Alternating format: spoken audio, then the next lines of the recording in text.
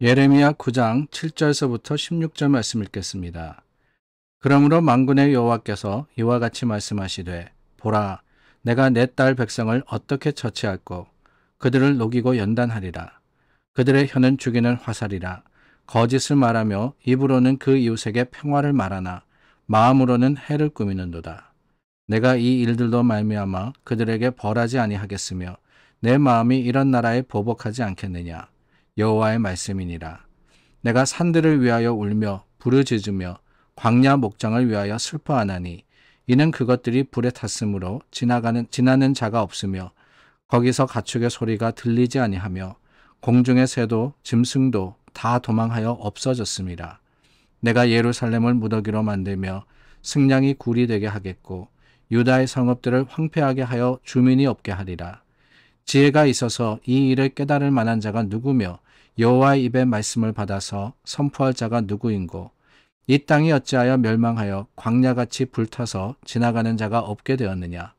여호와께서 말씀하시되 이는 그들이 내가 그들의 앞에 세운 나의 율법을 버리고 내 목소리를 순종하지 아니하며 그대로 행하지 아니하고 그 마음의 완악함을 따라 그 조상들이 자기에게 가르친 바알들을 따랐습니다.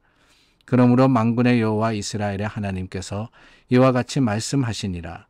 보라 내가 그들 곧 이 백성에게 쑥을 먹이며 독한 물을 마시게 하고 그들과 그들의 조상이 알지 못하던 여러 나라 가운데에 그들을 흩어버리고 진멸되기까지 그 뒤로 칼을 보내리라 하셨느니라.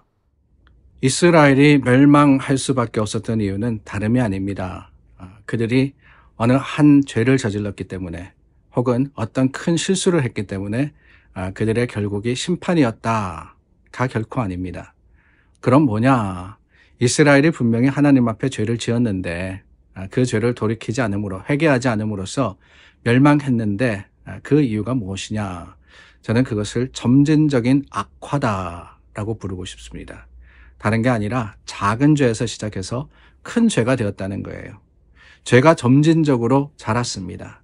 근데 그럼에도 불구하고 그 죄가 자라고 또 성장할 때 돌이켜서 그 죄를 회개하여 주님 앞에 씻음을 받지 않았던 것이 이스라엘의 죄였다. 그것이 문제였다라고 합니다. 여러분 어떻습니까? 우리도 그렇지 않습니까? 하나님으로부터 멀어질 때 한꺼번에 멀어지는 게 아닙니다. 어느 날 갑자기 내가 생각해서 내가 이제는 하나님 안 믿어야지, 신앙생활 안 해야지 그러는 분은 별로 없어요. 쌓이고 쌓이다 보니까 여러 가지 교회에 섭섭한 마음이 들고 또 여러 가지 이 게으름이 내 마음을 주장하게 되고 이런저런 분주함 가운데 멀어지다 보니까 어느 순간에 보니까 내가 교회를 안 다니고 있네, 내가 하나님을 제대로 예배하고 있지 않네, 이렇게 되는 거 아니겠어요? 죄라는 것이 무섭습니다. 이 죄의 유혹이요 분명하고 확실하면은 웬만하면은 다 피합니다. 이거 하면은 분명히 우리가 벌 받을 거야 라고 알면은 안 하게 되죠. 근데 죄라는 것은 음흉해서 그렇게 다가오지 않아요.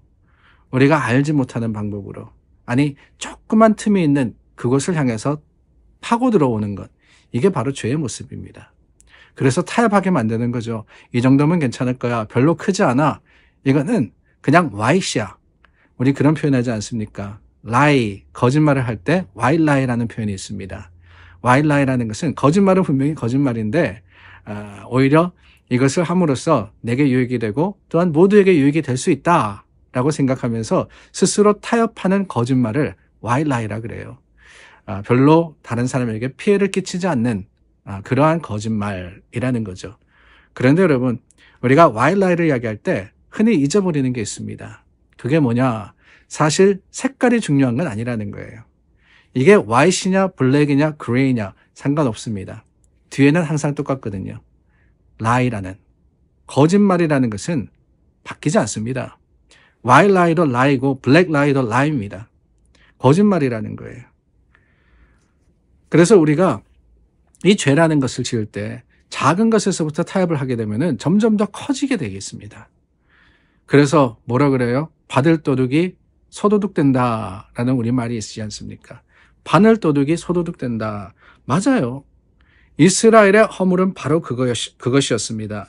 오늘 말씀에도 보니까 점진적으로 그 죄를 향해서 치달았을 때 어느 순간 하나님이 이 예루살렘과 그리고 남유다를 벌하지 않으면은 그들이 돌이킬 수 없는, 그들이 변화되지 않는 지경까지 이르러 버렸던 거죠. 그래서 하나님께서 심판하시는 거예요. 근데 여러분, 여기 중요한 게 있습니다. 점진적인 죄의 증가가 있다 보면은 어느 순간에 우리에게 어떤 변화가 오느냐, 어떤 생각이 드느냐, 다른 게 아니에요. 이게 정말 죄냐라는 생각이 듭니다. 선하고 또 의롭게 살아가려고 할 때는 분명히 저것을 볼 때 저거는 죄였다, 저거는 악한 것이었다 느꼈는데, 이 죄가 점진적으로 늘어나다 보면은 똑같은 죄를 바라볼 때 어느 순간부터는 이 정도는 괜찮지 않느냐라는 생각이 들 때가 있다는 거예요. 그래서 이야기합니다. 아니, 이것 가지고 우리가 벌 받아야 돼? 이 정도 가지고 우리가 심판받아야 돼? 하나님 너무하시네? 이렇게 될 수가 있는 거예요. 그런데 여러분, 오늘 말씀은 분명합니다. 13절과 14절 말씀해 보니까 하나님께서는 이스라엘에게 임하는 심판의 이유가 분명히 있다라고 선포를 하십니다. 이유 없는 심판은 없다는 거예요. 죄 없는 유죄는 없습니다. 우리가 재판장에 가면은 하나같이 다 이야기하죠. I am not guilty. 무죄입니다. 라고 해요. 근데 재판을 통하여서 그 죄를 밝혀내고 그 죄가 밝혀지면은 어떻게 됩니까? 벌 받는 거 아니겠어요? 하나님이 분명히 말씀하십니다. 네가 나의 율법을 버리고 순종하지 않고 마음의 완악함을 따라서 바알들을 따랐다. 여러분, 이것도 보세요. 처음에 보면은 율법을 버리고 순종하지 않고 그대로 행하지 않았으며 바알들을 따랐다. 처음부터 바알들을 따랐다 그러면은 화들짝 했을 겁니다. 분명히 하나님께서 우상이라고 선포하신 그 대상이거든요. 근데 그게 아니었어요. 처음에는 율법을 떠났다. 그 많은 율법들 중에 힘들고 어려워요. 그러다 보니까 하나, 둘 타협하기 시작합니다. 근데 그게 점점 더 많아지니까 하나님 말씀대로 하지 않습니다. 더 많아지니까 어떻게 합니까? 우상 숭배를 하게 되더라는 거죠. 죄는 그렇습니다, 여러분. 우리가 무죄, 우리는 참 그래도 잘 살았다라고 하지만 여러분, 솔직하게 우리 자신의 모습을 돌아보기를 원합니다. 정말 잘 살고 있느냐? 정말 무죄냐라고 말입니다.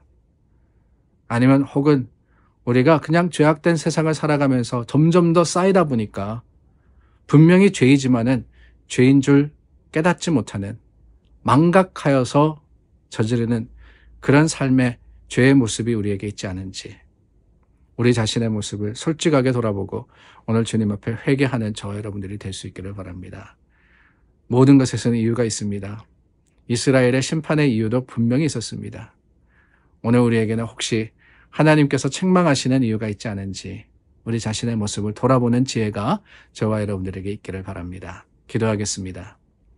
참 좋으신 하나님, 감사합니다. 말씀이 우리에게 교훈이 되고 그 교훈으로 우리가 주님 앞에 섰습니다. 하나님, 하나님을 향한 아름다운 드림과 고백이 우리 가운데 있게 하시기를 원하올 때 예수님 이름으로 기도드립니다. 아멘.